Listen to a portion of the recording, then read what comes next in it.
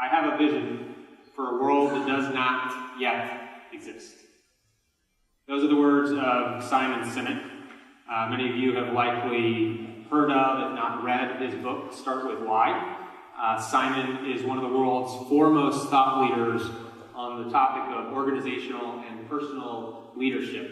And Simon charges us to look far into the future, to be bold when we set out to define the purpose, the passion, and the vision for the organizations that we lead. I have a vision for a future that does not yet exist.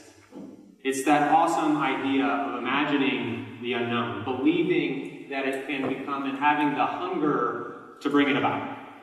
It's that vision that Derek talked to us this morning about on this stage, a man from no particular wealth or circumstances, and he had an idea and a vision that somehow hotels would decide to pay him to take their soap so he could recycle it and send it over to Africa to combat disease and death. If that's not inspiring, if Derek's charge for us to be courageous men who act to see the change we can make in the world is not inspiring, I don't know what is.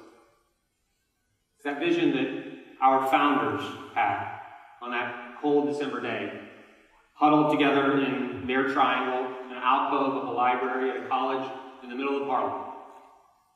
Young, 16, 17-year-old men, facing persecution, violence, and hate because of what they believed in. They had a vision for a world that did not yet exist. They had a vision for a universal brotherhood of man, a world where any man of good character, regardless of his race, faith, or economic standing, could join together in the bonds of fraternity. They had a bold, stark, and beautifully different vision for what tomorrow could be, and they created it.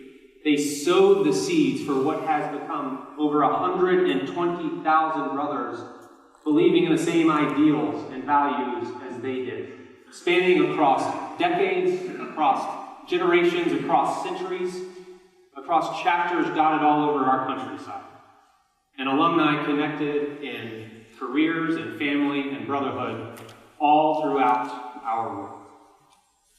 Vision. When we dare to dream big and imagine a future that does not yet exist.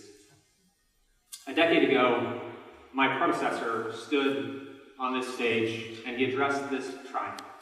And he delivered a message that resonated with me at the time, and it still resonates with me today. And he talked to us about swagger. He spoke about a time when our peers affectionately referred to us as the best-kept secret in the interfraternal world. And he took exception to that classification, to the idea that there is so much value in what we have to offer and who we are as Delta Sigs, yet we were hiding our light under the proverbial bushel, afraid perhaps to stand tall. And he challenged us to lift up our shoulders, to puff out our chest, to own the incredible value that we have as Delta Sigma Phi, and to have some swagger in our step. So Scott, here's that swagger for you. I believe that our men are changing the world. I'll say it again.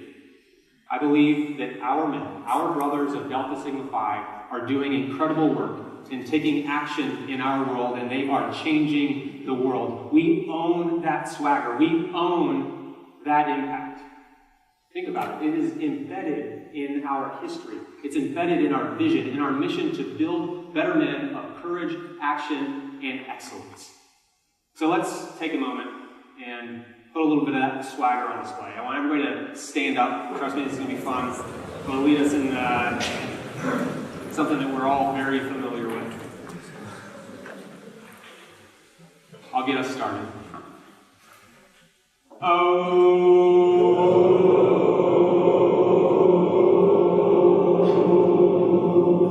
man may be a very good man, very good man may be. A better man he's sure to become when he joins the fraternity. He may pass the test of second best, but the man who's best says high is the man who wears a bond his chest.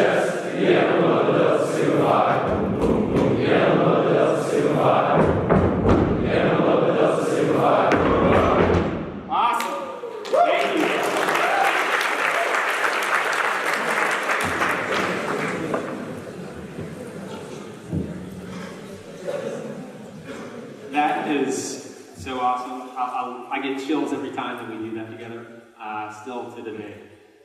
We sing about that swagger. Think about it. Any man in this world could be a good dude. He could be a very good man. But he's not the top. He's not the pinnacle. He is not the best man unless and until he becomes a Delta Sigma Phi. Swagger.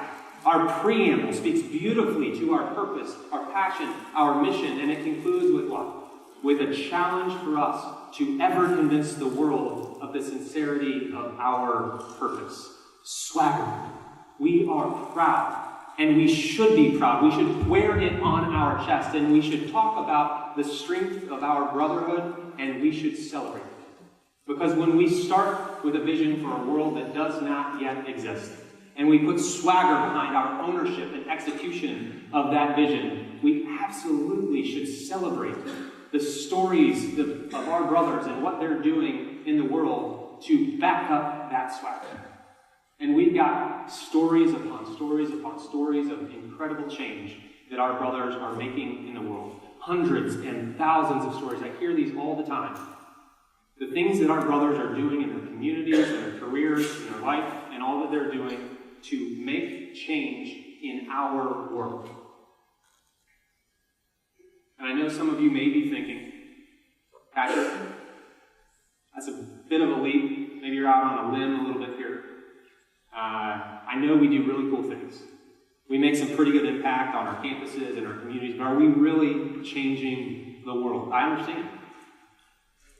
I'm not up here to make comfortable statements. It is a bold statement, and it is full of swagger. Our brothers are doing incredible work, and they are changing the world. And they're doing it in all sorts of different ways, big and small, here and there. Everything that our brothers are doing is having an impact and is changing the world. And none of us, not a single one of us, should be scared about this idea of change being too big or too lofty of a concept for us to have our own individual story of impact. Every single one of us, no matter how young or old we are, what position we hold or do not hold, has an opportunity to make an impact, and it doesn't have to be earth-shattering. It doesn't have to be earth-shattering. Every impact, everything that we do, however big or small, creates ripples, just like throwing that pebble on the pond. Our actions, no matter how local they might be initially, reverberate, and they have broader impact than we ever could imagine. It can be as meaningful as raising a child, leading an organization, inventing something new, or volunteering around the corner to put clothes on someone's back or soup in someone's stomach. And the stories of our men, every single day, going about their business to do the things that they see to bring change about their world, are incredible. And I want to share just one of those stories with you today. Story about this guy up on the screen. I can tell you all sorts of stories about Ben Cipher. I can tell you that he was the chapter president when I joined at Purdue University. He was the man that was responsible for bringing me into the fraternity, and he's in many ways responsible for me standing here today. I can tell you that about his academic struggles, and that he left Purdue initially a little early and wasn't able to finish his degree at first. But today, he is earning his PhD, and he is changing the world through a singular focus on helping children with autism, literally giving voice to children who can't speak. And he's leading other men through his faith and devotion in his church. I can tell you that he's here today, and that this is his first convention, and I think that's pretty cool. But the story that I really want to tell you is not so much about that. It's about this little dude up here, Jordan, who's just over 2 years old now. And I gotta tell you, this dude is pretty cool. And he's getting cooler every day. I mean, I see videos of this guy dancing just the other day. This guy is awesome. And Ben and I talk about him all the time. We were talking about Jordan since before he was born, actually, before he even had a name. And we talk about how much he's loved, how much he's growing, and the awesome responsibility that Ben now has as a father, raising a son, building him up into a man. And I'll tell you again and again, when I talk to Ben about that, he recalls his experience in undergraduate as a Delta Sig and everything that he's learned since leaving college. And those values and the ideals and the things that he learned in leadership. And yeah, they're part of many other things, but they're part of the imprint that he looks to impose upon Jordan to help build him up into a man. And to have the hope that in 16 years from now, he is taking that oath, he is putting on that fez, and he is singing that emblem that we just shared together today. And we just talked about this the other night, and I remember Ben telling me that, I really do hope when he goes to college that Jordan becomes a Delta Sig. Not because I was a Delta Sig or am a Delta Sig.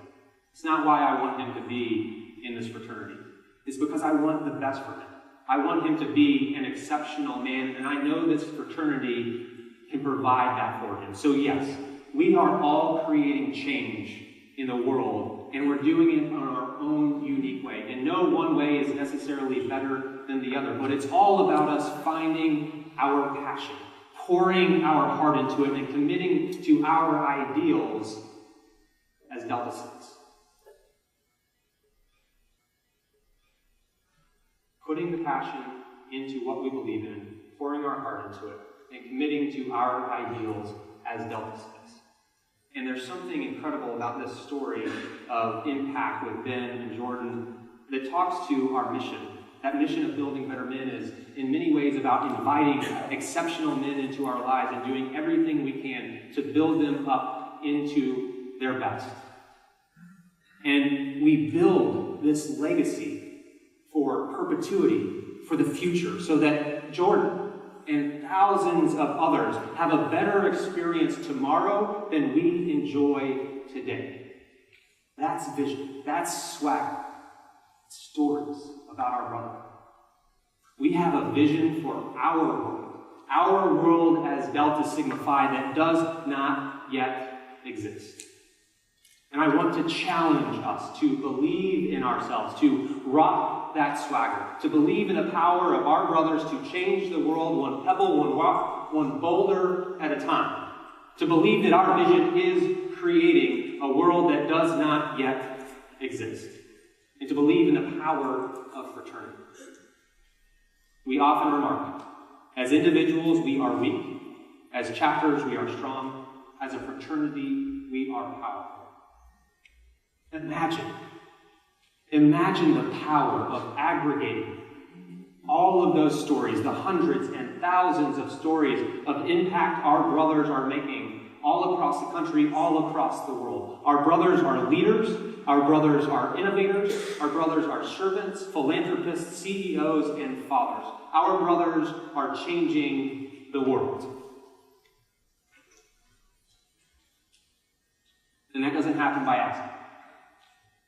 That happens because our chapters are bringing exceptional men into their chapters. And they're doing everything possible to build them up as individuals to be the best that they can possibly be. We are developing and rebuilding the strength and providing the best support possible to create a strong and stronger chapter experience, and we are all working together as a fraternity, not as individuals isolated or chapters isolated, but powerful as a fraternity and affecting change. And if that sounds familiar, it's because that is our vision. Developing strong leaders, building stronger chapters, becoming the strongest fraternity. That is our shared story. That is our vision for tomorrow, our vision to become America's leading fraternity by 2025.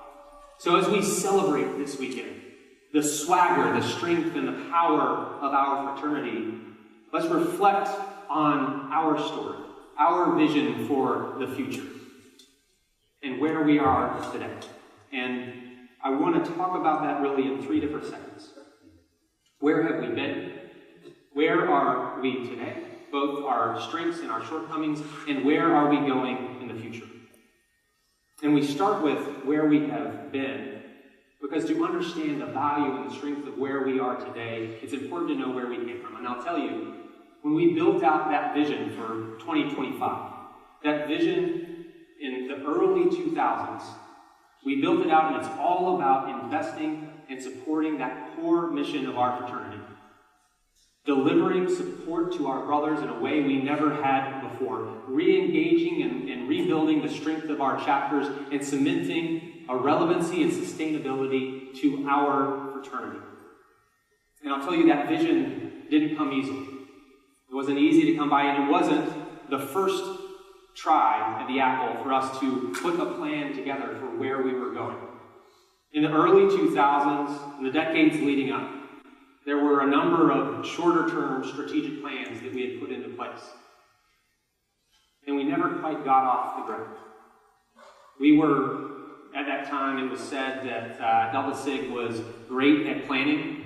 They were great at getting down in that sprinter stance and looking and seeing the finish line ahead and creating the idea and the plan for how they were going to get to that finish line and be number one, and then taking that starting gun and shooting ourselves in the foot. We were awesome at planning. We could put a plan together like no other. But what was happening is we created these short-term strategic plans, and we never quite gave ourselves enough runway to get the wind behind our back to lift off. And we had so much to improve. We had so much to improve at that time. I want to take you back to the early 2000s to paint the picture for you of where we were at that time. Back to a time when we were a loose confederacy of chapters in many ways, without the strength and cohesion that we truly have today. Back to a time when we were not developing a great deal of leadership through our national fraternity. We had one program, the Leadership Institute, that was reaching just 50 men per year. Exceptional program. Awesome program.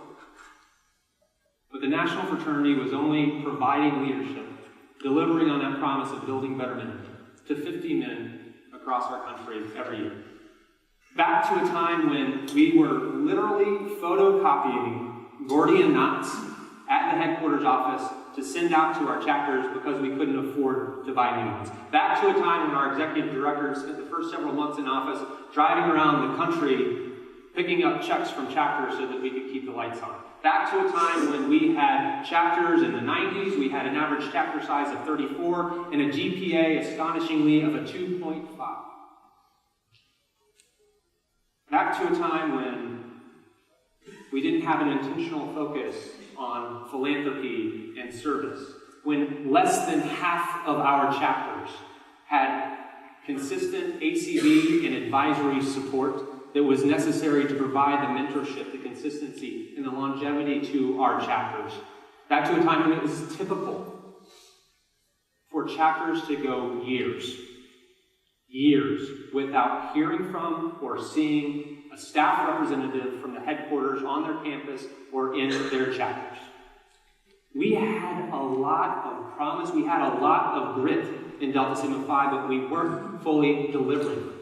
And so it was a very intentional time at that point for us to think about where we wanted to go, what we wanted to be, and how we were going to get there. And we brought men from all over the country together, young and old, different experiences, different chapters, different skill sets, and had them put their minds together to set out that bold, long-term vision for where we wanted to be, for the future that did not exist. Strong leaders, stronger chapters, strongest fraternity. The best at building individuals as leaders. A chapter experience supported from all angles, and a relevancy that permeated our fraternity.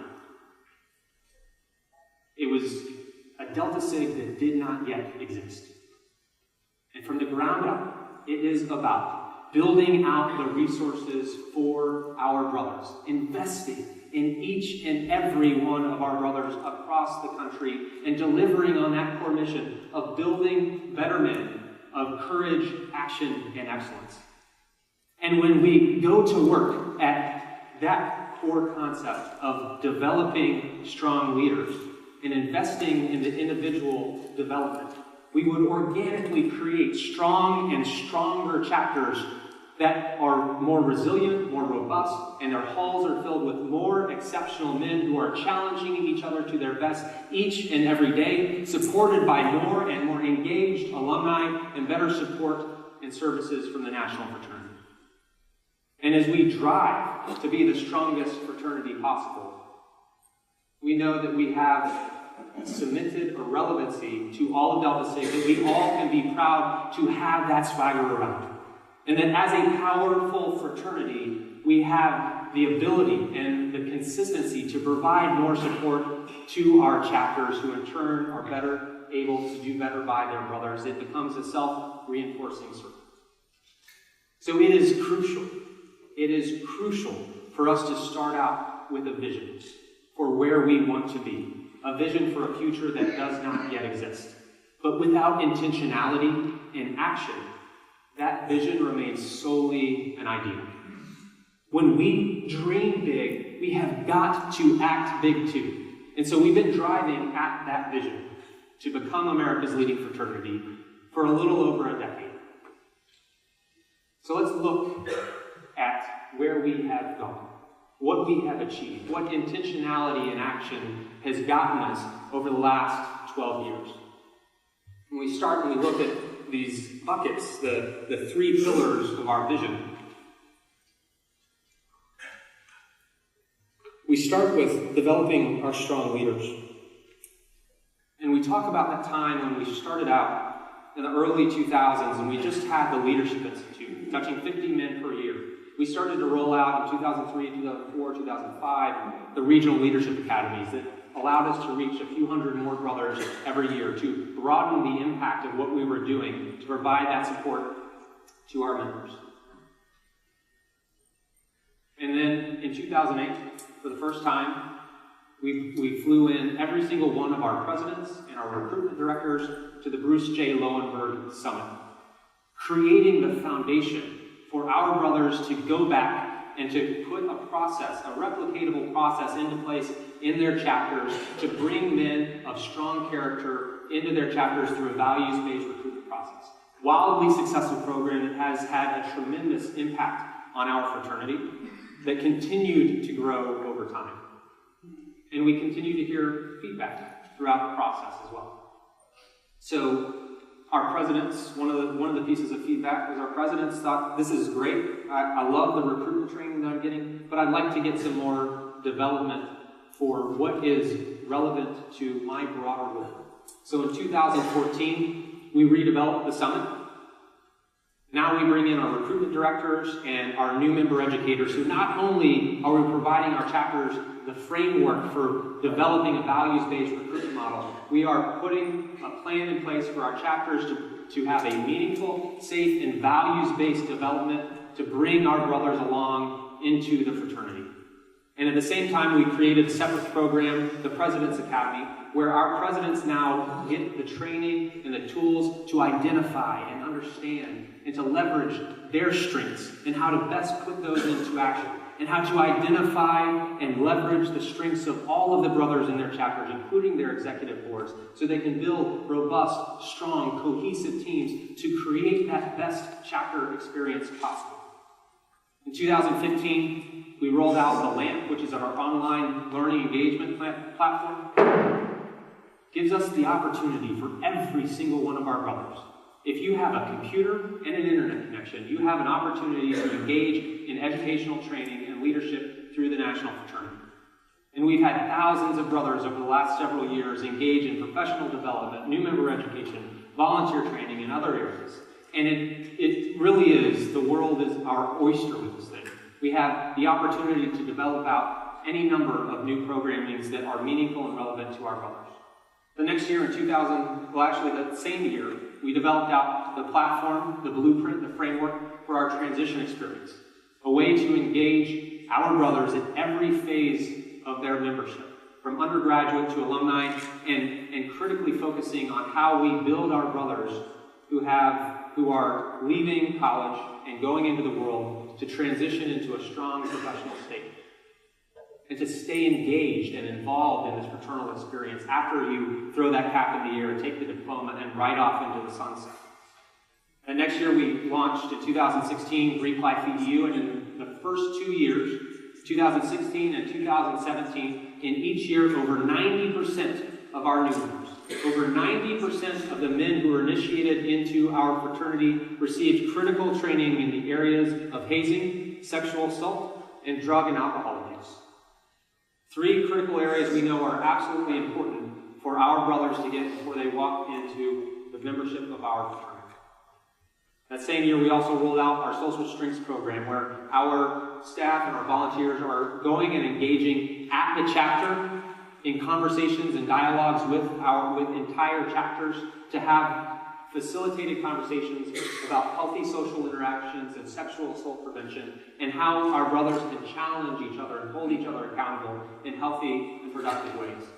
And we've also, over the last several years, developed a number of chapter support workshops where our staff members, again, are engaging at the chapter level in organic conversations with all of the brothers who are there and willing to attend in any number of areas, including member engagement, recruitment, ritual, and responsibility and accountability, among others. So we started with one program, touching 50 men per year in the early 2000s. And over time, we have built out this broad, interconnected framework that is engaging all of our brothers in meaningful education and leadership development. And in that time, we've improved those touch points to this year, where we have over 9,000 educational and leadership touch points this year alone.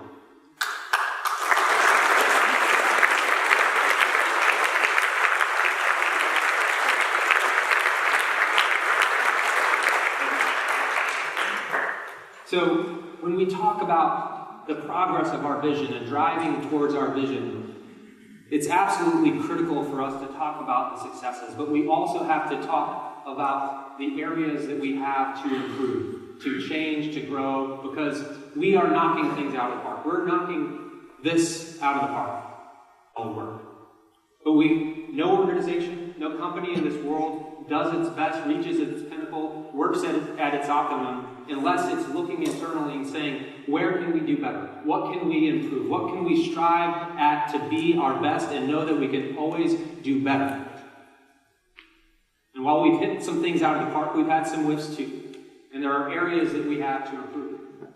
Our regional leadership academies, we know, are an area we need to consistently improve to create the best value possible for a broad range of men from a number of different chapter backgrounds and different levels of experience.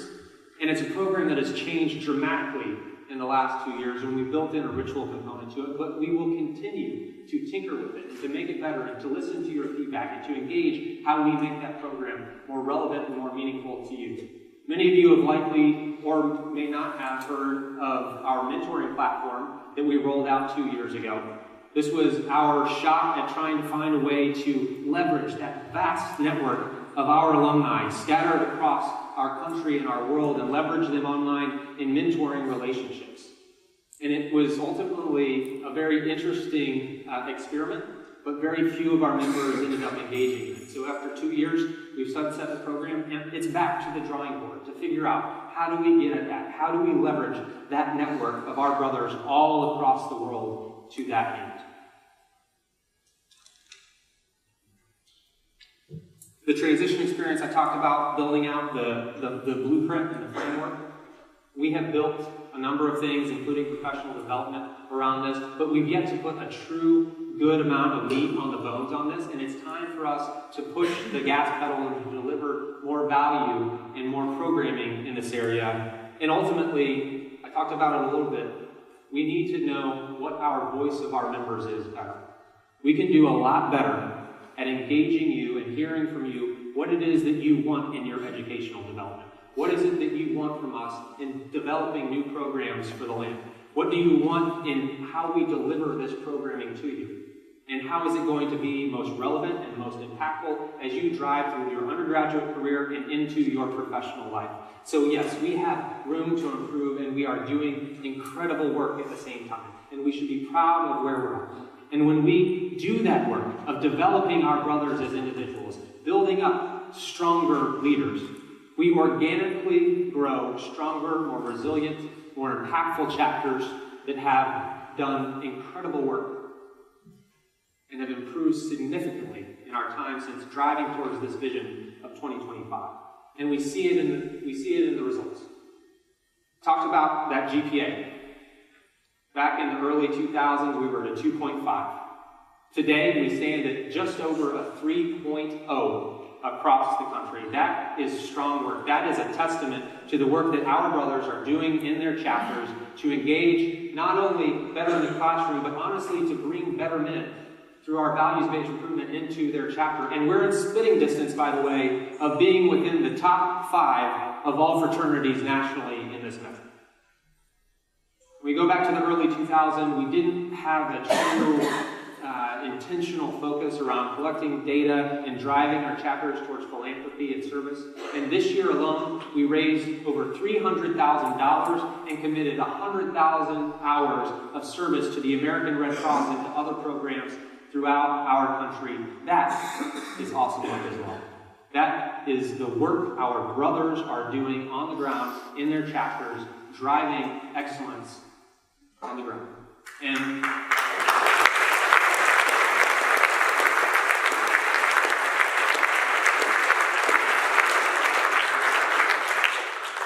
And I'll say, as a note on this $300,000 and 100,000 hours of service, that's only from information that we've received from about half of our chapters. Imagine how much impact we would be able to talk about if everyone reported to us what you were doing. And in the same breath, from the chapters that we've heard from, 75% of our men are engaging in an organization on campus outside of the fraternity, and 26% of them hold leadership roles. Our men are engaging their communities, they're engaging their campus, they're driving out to be leaders. And that in turn puts them in the place of sitting next to and engaging with other leaders on campus who they can bring into their chapter to continue to build up that experience overall. We know that when we want to put that work into our chapters to build the best and strongest experience possible, one of the things that's very critical is to have strong engagement from our alumni volunteers. And we've got a pretty decent story to tell in this regard too. Again, when we go back to the early 2000s, 2005, we had less than 50% of our chapters, less than half of our chapters had consistent ACB and advisory support. Today, over 93% of our chapters have a fully functioning ACB or chapter advisory board. Over 1,300 volunteers across the country are committing to service of our fraternity, and we're developing more and better materials for our brothers who are engaging in those roles to better prepare them to be in those positions. When we talk about the support and service to our chapters, we come from a time when there were years that would go by where our chapters didn't see someone from the National Fraternity staff. Now, every single one of our chapter gets at least 2 visits per year, and we're doing great work to work at identifying what it is that you want and need in those chapter visits and being intentional when we're there. So we know, again, that there is a great story to tell. This experience, this chapter experience that we have today is night and day. It's a completely different Delta Sigma Phi on the ground at our campuses than it was in 2005. And that's a lot to be proud of. At the same time, we still have work to do. We need to cover that gap of the 7% of advisory boards, 7% of chapters that don't have strong, engaged volunteer leadership. We need to find ways to do better at making the case for our alumni brothers to be engaged, to volunteer, and to support our chapters and our fraternity and everything that we do. We can be better at putting tools and resources in their hands. We've started to develop some of those out, but there's so much more that we can do. 2 words: badges, expulsions. Anyone? Okay. I hear it all the time, and I get it. We absolutely have got to do better at getting badges in your hands quicker and expelling and processing the expulsions that you send to us.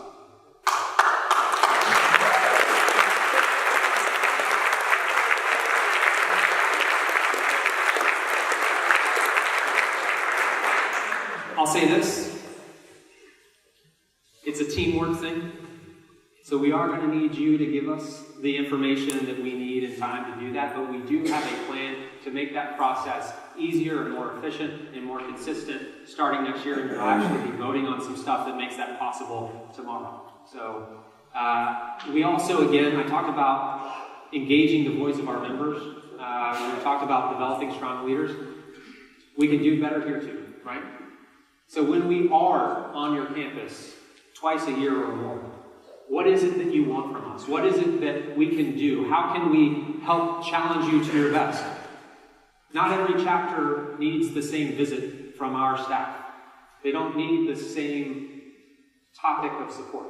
Some are just struggling to figure out how to recruit and how to run their finances, and some are exceptional and are winning pyramids of excellence. And we need, when we're on the ground, we need to talk about how we challenge them to do even better. And so we'll be working on building out that kind of process to hear from you what exactly it is that will be more meaningful and more relevant to you while we're on the ground at your chapters. It's the same thing for our alumni.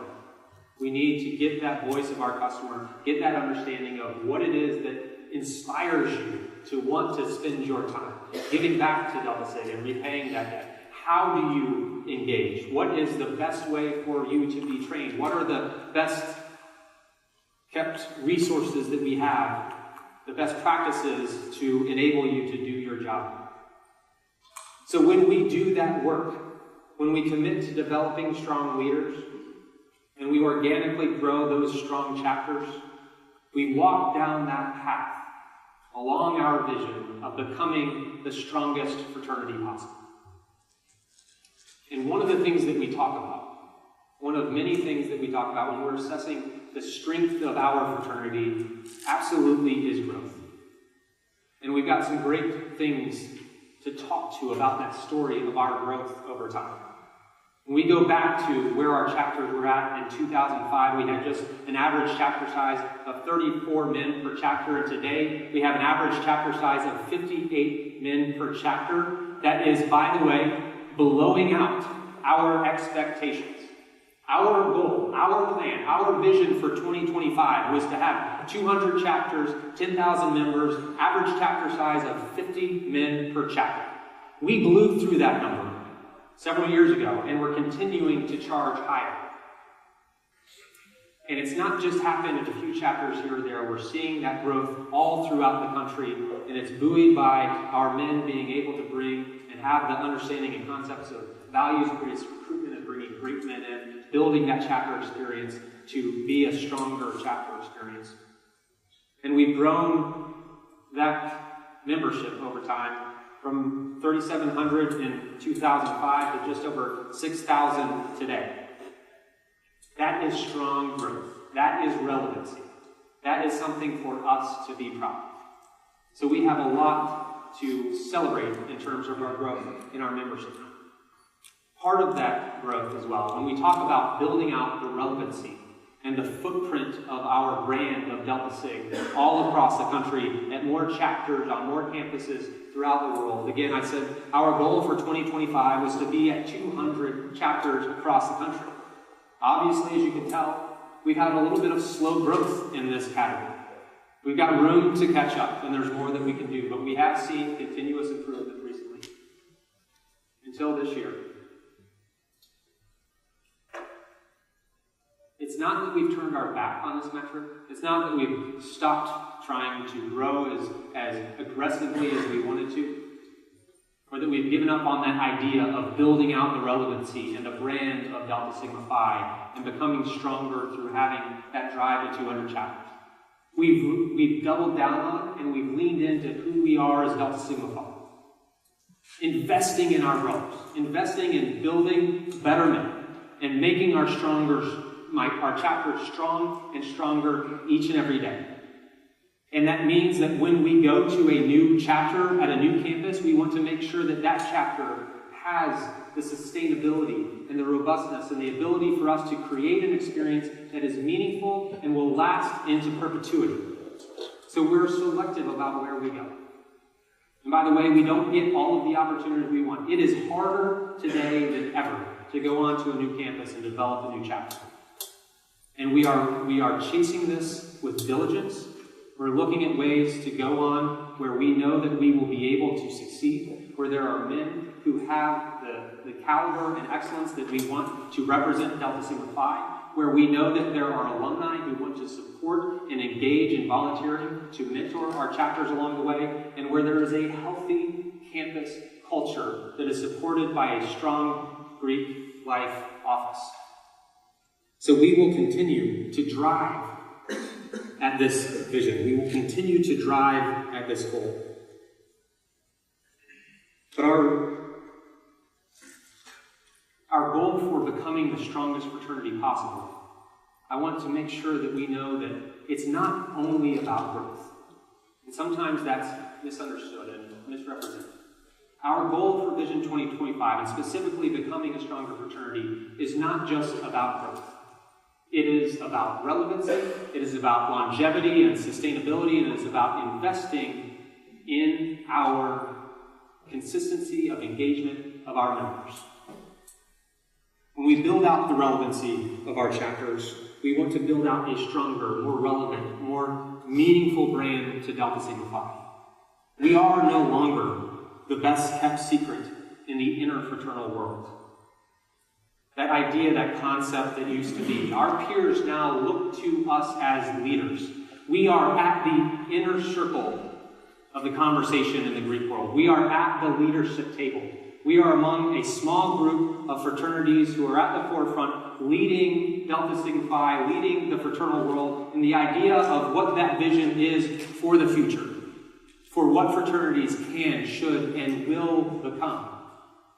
We are no longer the best kept secret, and we should be proud of that fact. There is more relevance and more sustainability and longevity to that brand. And part of that sustainability and longevity of our fraternity is about the health and the consistency of our fraternity and our ability to ensure that we live on into perpetuity. And part of that is that we have reduced our risk profile through an insurance solution that is honestly too boring to talk about here today. But just know that we've done it. And building that relevancy and engaging our members with our brand is something that we're doing better today than we've done at any time in our recent history. We're telling our story better. We're communicating more consistently, more meaningfully, and more transparently than we have at any time in our recent history. And all of this that we have accomplished in developing our individuals to be the best men that they can become, to build up our chapters to be the strongest chapters that they can be, to support an experience that is worthy of those brothers in that chapter, and to have that relevancy and strength and sustainability to the brand of Delta Sigma Phi, to be the strongest fraternity possible. We've accomplished all of that in the last 12 years without raising the dues for our members since 2011 or our pledge and initiation fees since 2003. That is...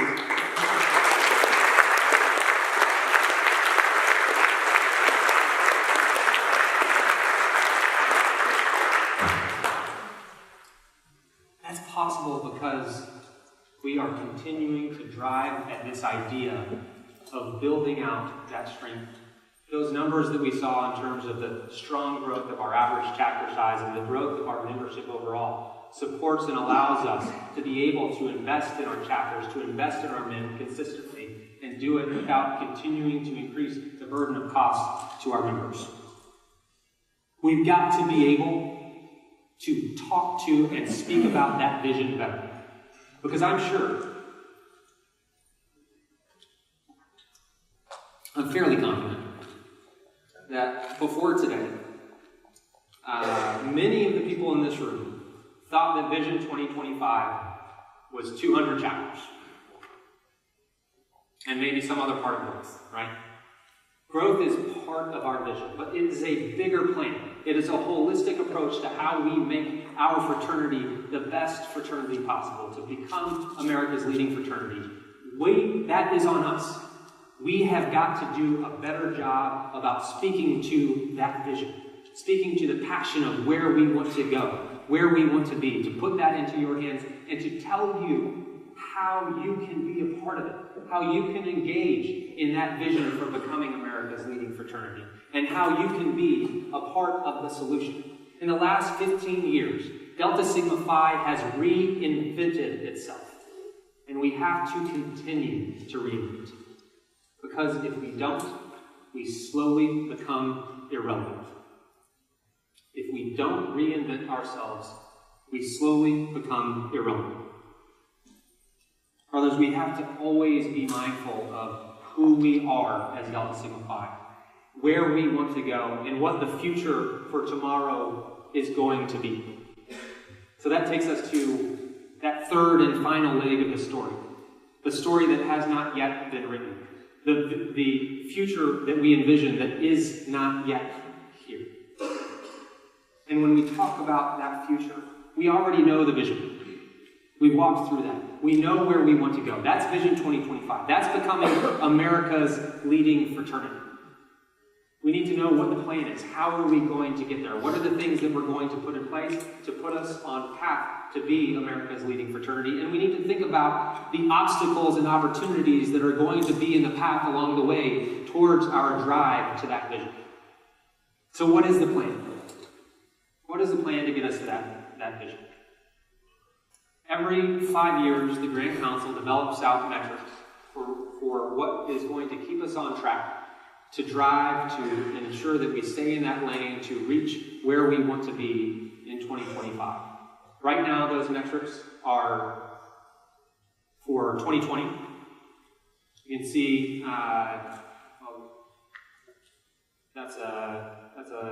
they're not these, but they are in your packets. So I encourage you throughout this weekend to look at the materials that we have put in your packets. They're on the website. Vision 2025, the metrics for where we want to be for 2020 in developing stronger leaders, building stronger chapters, and becoming the strongest fraternity. Those things, that is the blueprint, that is the plan for where we want to go over the next 3 years. In the shorter term, and what you'll see up here on the slides, in the shorter term, our national office, our headquarters, goes to work to create an operational plan every year, to set out the identity of what we want to focus on for the next year, above and beyond all of the other things that we do. All of the other things that we engage in on a regular basis, the educational leadership training, the volunteer recruitment, the processing of everything. On top of all of that, what is it that we want to focus on? This is our aim for the next year. Looking at our Vision 2020 metrics, where we want to be in the next 3 years, thinking about the feedback that we've heard from our members, and knowing what we need to do better at. These are the 3 themes of what we want to focus on to provide the support and resources to you. Better understand your wants and your needs. We're going to go to task significantly at developing channels of communications and customer surveys that allow you to tell us exactly what it is that you want in your experience, how we can provide better service, how we can do better by you each and every day, and to assess the impact of the programs that we have out there.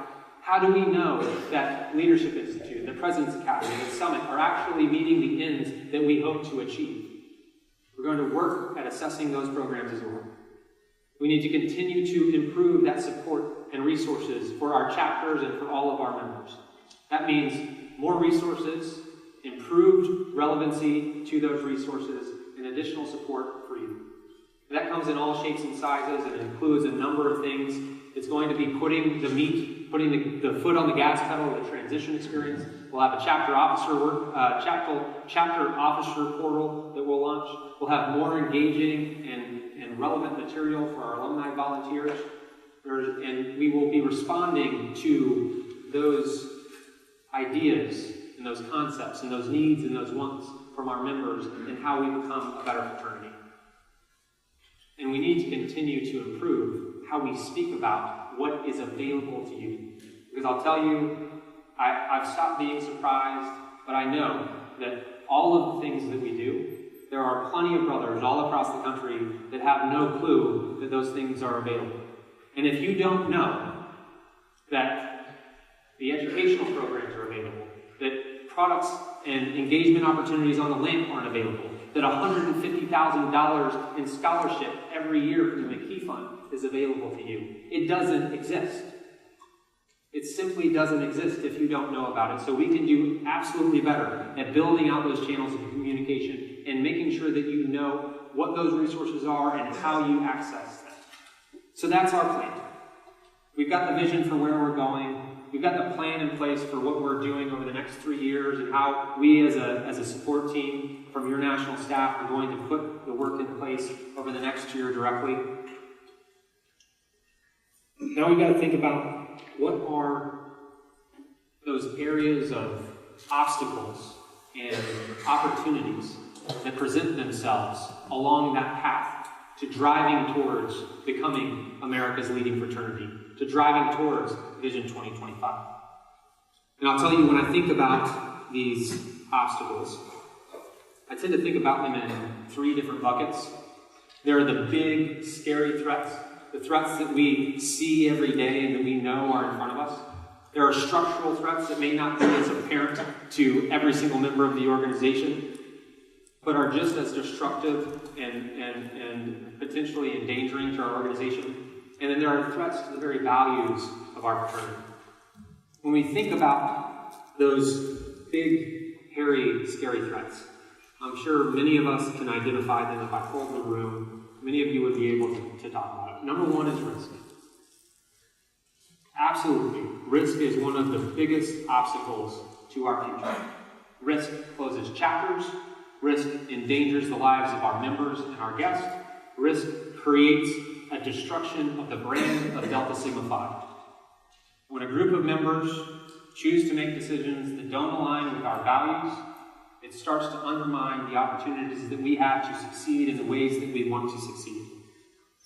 There's a growing antagonism from the media that we all see every single day that is looking to undermine the very values, the very purpose, the very passion of what we believe in, not only in Delta Sigma Phi, but in our Greek organizations across the world, and we must be tempered against that growing antagonism. And there is a narrowing lane of acceptance and allowance by our universities when things go wrong, or they believe that things are going wrong. And our universities are becoming more adept at undermining the rights and the due process of our individual members and our chapters, and we must be able to steel ourselves against those. But there is opportunity in all of this just the same. We have a tremendous story to speak to in who we are as brothers of Delta Sigma Phi, who we are as members of a broader Greek community of fraternities and sororities scattered all across the country that are doing incredible things. And we have that opportunity to speak to that, to talk to the purpose, and to overcome the antagonism that we see in the media. We have a galvanized Greek community that is standing strong and that is unwilling to accept the undermining of the rights of our individuals and our chapters, and we are at a time where there is more interest and more togetherness across our fraternal community than ever to stand and advocate for our members. And I'll tell you, one of the things that also helps this out and is a great opportunity is the transparency of our engagement and conversations with our chapters and the members of our fraternity. Over the past several years, our chapters and our chapter leaders have become exceptionally better at calling and engaging and understanding that there is partnership with our office to help to advocate on your behalf when something might start going in the wrong direction, to get it back on the rails before it goes too far off. And that transparency enables us to be the best that we can be and help things from going too far off, or to avoid situations where universities seek to undermine what you are trying to do when you haven't done something wrong. We talk about those structural threats, the things that are not quite as apparent. These are the things that many of us may not have heard about before. I'll tell you, there is a growing impetus to undermine the single-sex status of our fraternal organizations. There is a rising threat every day, and we're seeing it at campuses all across the country, that seeks to ensure that we do not any longer have the opportunity to remain a fraternity of men only, or sororities to remain sororities of women only. That is a growing threat, and we need to consistently be thoughtful about how we address it. Other structural things that we don't see on a day-to-day basis. The student demographics are changing again and again across the country. We've had decades of strong and positive growth in our Greek organizations, and part of that is because of a growing trend of enrollment in our universities. That enrollment is projected over the next 5 and 10 years to start going the opposite direction. So not only are our brothers facing higher rising costs on college campuses, but we're going to start seeing the enrollment on those campuses going down. And it's going to be a different mix of individual who is going onto that campus.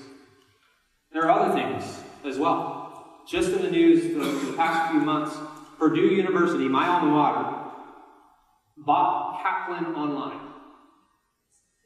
one of the largest land-grant universities in the country, bought an online educational platform.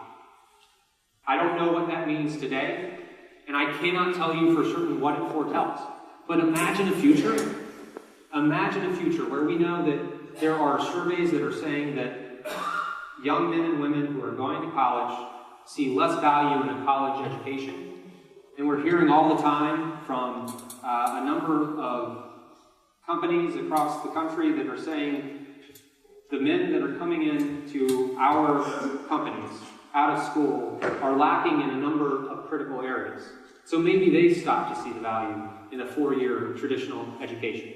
What does that world look like in 10 years if we come to a place where all education, or a significant portion of it, is delivered through online education, and we no longer have that traditional geographically focused 4-year education that we're used to today? What does that mean for our fraternity? I don't know that that's where it's going, but we have to be thinking about it. And that is our opportunity. That is our opportunity to think differently, to reimagine who we are, to think about the value that we add. Because if we think about that value and we continue to create it as though that were coming, we're only going to be better, and we're only going to be stronger. Finally, there are threats to the very values of who we are as Delta Sigma Phi. Sometimes there is dissonance between what some of our students want and need in their fraternal experience and what we're trying to deliver. That idea, the value of building better men, of courage, action, and excellence. Young men and women are entering campus today more predisposed to hazing, to drugs and alcohol. There is a rising opioid epidemic across our country, and more people are entering our college campuses with mental health issues than any time before. It is absolutely critical that we find the ways to work towards engaging the health and safety of our brothers, and to be our brother's keepers. And our opportunity in this space, I'll tell you, is in this room. And it's all throughout our country. Because I believe in our brothers. I believe in the members of Delta Sigma Phi to stand strong, to believe and commit themselves to those ideals, to the core values of culture, harmony, friendship, to the mission of building better men, men of courage, action, and excellence. I believe in what each one of us can do to change the world. I believe in what each one of us can do to hold our brothers accountable to those ideals and the sacred oath that we share as members of Delta Sigma Phi, and to do the great work to ensure that we do not face that threat. And one thing is for sure. When we believe that as individuals we are weak, as chapters we are strong, and as a fraternity we are powerful, we are not going to get in our own way. We are going to drive towards that vision for 2025. We are going to drive to become America's leading fraternity. We are going to do our best to dig down, to have that hunger, to get that fire, to find a way to be the best that we can possibly be, to know that there is a future out there that does not yet exist, and to commit ourselves to it. To raise up the brothers that are around us, to engage them in that vision and in that quest. And it is a we It is not a national fraternity or a headquarters vision. This is all of us. This is to a T, each and every man, engaging in driving us towards that vision, engaging in driving us towards developing strong leaders, building our chapters into strong and stronger chapters across the board, and becoming the strongest fraternity. And we have to ask ourselves, how will each one of us commit to it? What is our story of change and impact and how we engage in that relationship? How will you recruit the next 10 men that come into your chapter who are of high, exceptional character and believe in that mission and believe in that purpose and passion? How will you engage in the classroom to deliver on that promise of being high men of character who are driving for the best scholastic purpose, your reason for being on that campus to begin with? How will you build your brothers who are around you into the best men possible? How will you hold them accountable and be your brother's keeper? How will you stay engaged when you get that diploma, throw your cap in the air, and leave that campus? How will you continue to repay the debt to the fraternity through your service? How will you commit to and deliver on the ideals and character of Delta Sigma Phi? This is our world. This is our opportunity. What courage are you going to find inside yourself? How are you going to make change? How are all of us going to stand together in the strength of our brotherhood to ever convince the world of the sincerity of our purpose? So this weekend we start with our vision in mind, for that bold belief in a future that does not yet exist. And we're going to commit ourselves to a clear plan of action to make it real. And we're going to celebrate the stories of our brothers who are doing incredible things and achieving great results as we strive towards that vision. We are going to celebrate the strength of our brotherhood. We're going to rock that swagger. We're going to have pride in what we achieve. And tomorrow, we're going to set out to build out that future. We're going to stand up and roll up our sleeves. We're going to stand up and be counted. We're going to rise to the occasion. We are going to be the strongest fraternity. We're going to be better men of courage, action, and excellence. And brothers, we are going to change the world.